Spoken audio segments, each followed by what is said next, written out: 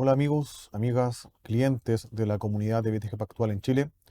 Le damos la bienvenida una vez más a la revisión de nuestro reporte semanal de mercados. Hoy, día martes, como excepción, ayer fue feriado, donde, como es tradicional, partiremos revisando los retornos de las macro clases de activos durante la semana anterior. En este sentido, vimos un rebote en la bolsa local. Recordemos que la semana previa a la anterior, la bolsa había mostrado una caída significativa, arrastrado principalmente por el desplome que tuvo las acciones de Sokimich ante la publicación del gobierno respecto a la Agenda Nacional del Litio. En este sentido, el rebote que vimos la semana pasada no se explica por una recuperación propiamente tal, tan fuerte de esta acción, sino más bien por un calendario de resultados que muestra un desempeño positivo, partiendo por el sector eléctrico, donde prácticamente todas sus empresas muestran buenos números al cierre del primer trimestre y también una recuperación en las acciones del Banco de Chile y del Banco Santander. A nivel internacional vimos un mercado relativamente tranquilo, donde tanto las acciones como la renta fija principalmente muestran un desempeño positivo. La renta fija global renta 0,74%, mientras que, por el otro lado, tanto los commodities como el dólar index, esto es, el dólar principalmente versus monedas desarrolladas, se deprecia en el margen. En la parte local, tanto la renta fija, que se muestra negativa, pero marginalmente, como el peso chileno muestran pérdidas durante los 5 días previos. A nivel internacional, en el mundo accionario, destaca, como ya lo mencioné, el caso de Chile y en Latinoamérica en particular, esto todo medido en dólares, aprovechando la apreciación que tuvieron las monedas de la región durante la semana, con la excepción del peso colombiano que cae con fuerza, como veremos a continuación. En la parte internacional desarrollada, sigue desarrollándose una buena temporada de reporte de resultados, tanto en Estados Unidos como en Europa, también en Japón, y esto ayuda al desempeño de la bolsa tanto en Estados Unidos, en Europa y en el Reino Unido. Por el lado de la renta fija, de la mano de un comportamiento a la baja en promedio en las tasas de interés soberanas y también un menor spread crediticio tanto en investment grade como en high yield, tanto en mercados desarrollados como emergentes, muestran finalmente que la renta fija sigue siendo una muy buena clase de activo para estar invertido durante este año y de hecho en el marco de asset allocation global es una de las clases de activos favoritas que tenemos como recomendación. Por el lado de las monedas, ya lo había anticipado, en el caso del mundo emergente, en particular en Latinoamérica, a mitad de semana tuvimos el anuncio de la disolución del gabinete del presidente Petro en Colombia, donde en base a los nuevos nombramientos se puede visualizar un giro algo más a la izquierda, y esto como respuesta al bajo apoyo que han tenido sus reformas en el Congreso y una crítica que hace el Ejecutivo en relación al poder de negociación que tiene o que tuvo su primer gabinete con esta fuerza del Congreso, principalmente con la oposición. El peso colombiano sigue estando muy castigado, había mostrado un rebote interesante desde el mínimo de casi 8%, la renta fija local también había rentado desde el mínimo casi 10%, por lo tanto los activos locales de deuda en moneda, perdón, medido en dólares, había mostrado una apreciación de casi 17% y ante esta noticia bastante extrema, el mercado reacciona de forma negativa y castiga la moneda de Colombia. Y por el lado del mundo desarrollado, tuvimos la reunión del Banco Central en Japón, donde no hay movimientos, y parte del mercado esperaba que se anunciara un cambio en la política de control de la curva, esto es, dejar que las tasas largas suban de forma libre y obviamente lejos del techo que actualmente tiene impuesto el Banco Central con esta recompra de bonos que hace directamente desde el Tesoro. Y ante esta sorpresa de que no se hace nada, el yen termina depreciándose con fuerza durante la semana. En el mundo de los commodities, nada importante para destacar, un rebote que se da en el caso del gas natural, pero que tiene bastante volatilidad. Sí, los datos sectoriales en China, a pesar de que vimos algunos brotes verdes durante la semana antepasada, siguen mostrando algo de cautela. Con esto el cobre se ha mostrado débil, al igual que el hierro, y prácticamente pierden gran parte del avance que tenían durante el año.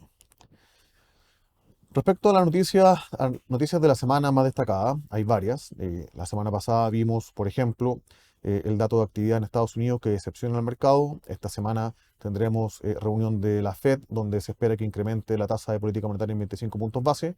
Y el día lunes, en la madrugada, tuvimos la compra que hace JP Morgan de los activos del ya difunto First Republic Bank, donde toma prácticamente toda los activos, parte de la deuda y en base a un esquema de protección de pérdida aseguradas por la FDIC por un periodo de 5 a 7 años en parte del portafolio. A esto se agrega una carta que habría enviado ayer también la ministra de Hacienda de Estados Unidos, la señora Janet Yellen, donde alerta al Congreso de que es necesario y urgente alcanzar un acuerdo sobre el límite de la deuda federal. En términos particulares, la carta dice, y acá está destacado en negrita en la parte derecha de la lámina, que después de revisar los ingresos sobre impuestos federales en el mes de abril, la mejor estimación es que el gobierno será incapaz de continuar, en este caso, cumpliendo con las obligaciones que tiene aproximadamente a principios de junio y potencialmente tan temprano como el 1 de junio. Esto en el caso que el Congreso no aumente o suspenda el límite de la deuda antes de ese plazo. La discusión del techo de la deuda, bueno, no es nuevo, ha llegado al límite de casi provocar el default, en el sentido de que, obviamente, si no se permite aumentar el total de créditos que puede incurrir el gobierno central, tendría que dejar de gastar en cosas que son difíciles de omitir y eventualmente el mercado esperaría que deje de pagar su deuda. Tuvimos episodios parecidos el año 2011, donde fue bastante ruda la negociación en el Congreso, y también el año 2013. Para eso me gustaría profundizar y dar un poco de contexto de qué estamos hablando. Acá está un gráfico, dos gráficos con la evolución en el panel superior, en la línea azul del techo aprobado por el Congreso a la deuda que puede incurrir el gobierno, o el gobierno federal en Estados Unidos, el cual obviamente va creciendo con el tiempo. Y en la línea celeste está el tamaño de la economía como un todo. De hecho, si vemos el ratio entre estas dos medidas que nos muestra el panel inferior en este gráfico de área, actualmente esta deuda bruta aproximadamente corresponde a 119-120% del tamaño de la economía como un todo, ¿ya?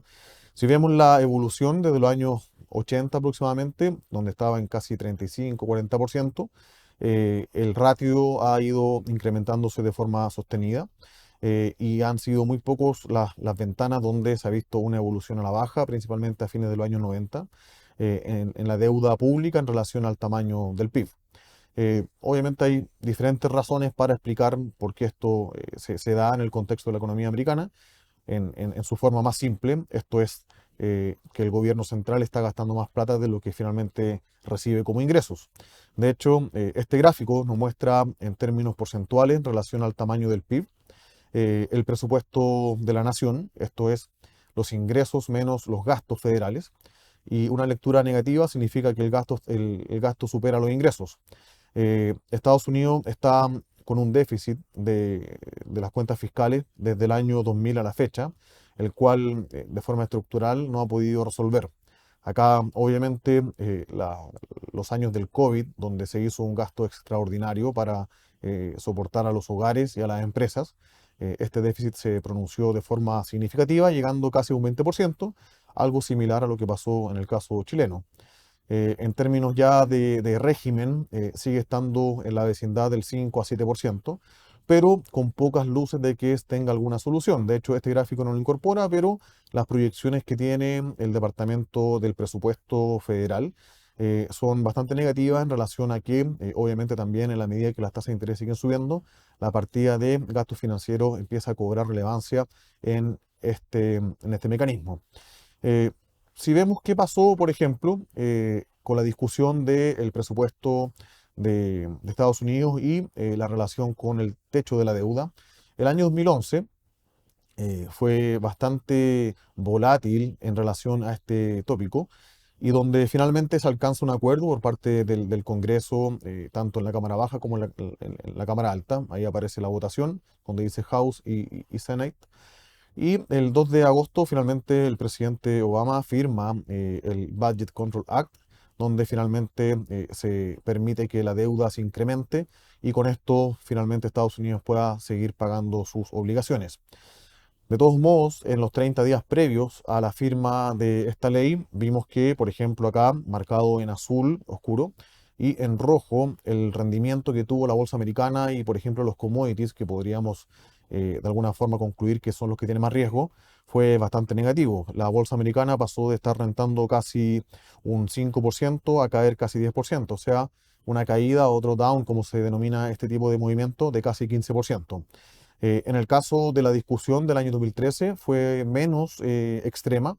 Se conversó prácticamente durante todo el año. El riesgo de un default era mucho menor. Sí hubo consecuencias en relación al rating crediticio de la deuda federal, pero el impacto que tuvo en el mercado fue mucho más acotado, donde finalmente el 16 de octubre del 2013 se firma la ley que permite incrementar el techo de la deuda federal. Hasta ahora, según palabras de la ministra de Hacienda, quedarían 30 días para que el Congreso se ponga de acuerdo. Ya hay iniciativas que están siendo impulsadas por el propio Partido Demócrata para sentarse a conversar y eventualmente tener alguna contrapropuesta a la que hizo hace una semana o 2 semanas el Partido Republicano, donde están dispuestos a aumentar el nivel de la deuda, pero sujeto a recortes de presupuestos que están básicamente atacando el corazón de lo que han sido algunas de las promesas o partidas de campaña de la administración del presidente Biden. Noticia en desarrollo, por ahora consideramos que el riesgo de un impago en la deuda externa de Estados Unidos es bajo. Sin embargo, en la medida que nos acerquemos a esa fecha límite y no veamos mayores luces en relación a un potencial acuerdo en el Congreso, obviamente el estrés y la volatilidad en los mercados financieros va a seguir subiendo. Para terminar, dos temas. Primero, como siempre, en la temporada de resultados revisamos cómo ha sido el desempeño hasta ahora. En el caso de Estados Unidos, tanto en el Standard & Poor's como en el Nasdaq, llevamos más de la mitad de las empresas reportadas. En el caso de las ventas, hay una sorpresa de 2,33% en ambas. Y por el lado de la utilidad, una sorpresa también positiva de algo más de 7% también en cada una de ellas. De todos modos, las utilidades por acción muestran una caída en el trimestre en relación al mismo del año anterior, de 1,3% en el caso de Estados Unidos y de 6,9% en el caso del Nasdaq. Recordemos que el consenso de analistas espera una caída de entre 6 a 7% para el Standard & Poor's 500 en este trimestre, algo que podría ser menor dada la evolución de sorpresa positiva que hemos visto a la fecha. En el caso de Europa, ya casi la mitad de las compañías reportadas tenemos un crecimiento mucho mayor de lo que hemos visto en el caso de Estados Unidos y también sorpresas que están muy por encima del resultado de lo que esperaban los analistas. Por último, Japón, con un tercio de las compañías, también muestra sorpresa positiva y un crecimiento tanto en ventas como utilidad. Por ahora, el resultado en el margen ha sido positivo. La bolsa americana sigue transando con un premio relevante en relación al resto del mundo en su bolsa, mientras que Europa, a pesar del rally que hemos visto, sigue transando con un descuento en relación a el resto del mundo desarrollado.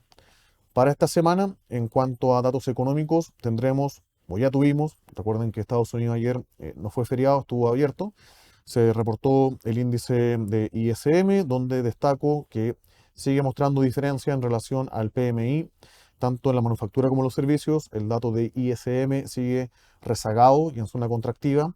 Y destaco también que la subpartida de precios pagados por la empresa está mostrando un rebote en los últimos 3 meses a un ritmo algo preocupante y que muchas veces tiene algo de correlación con los PPI y finalmente con el CPI, así que hay que tener cuidado con esa medida.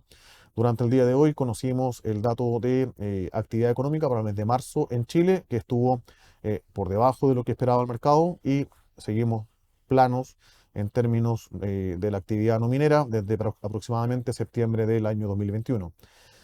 Para mañana tendremos el dato de creación de empleo privado, según lo que publica la agencia ADP en Estados Unidos, la tasa de desempleo en la eurozona y lo más relevante, la decisión de tasa de política monetaria en Estados Unidos, donde el mercado espera un incremento de 25 puntos base y estar atento a el comunicado para ver si sería la última o eventualmente quedaría una más a la luz de los resultados económicos que muestran algo de rebote en el margen en la inflación. Para el resto de la semana, PMI tanto en China como en la eurozona, balanza comercial en Estados Unidos y finalmente el dato oficial de empleo no agrícola en Estados Unidos el día viernes y la tasa de desempleo que seguiría en mínimos o cerca de mínimos históricos o al menos de los últimos 60 años. Eso es para esta semana. Como siempre, agradecemos que se conecten a nuestros videos, revisen nuestros reportes y también atiendan nuestros webinars. Será hasta la próxima semana. Muchas gracias.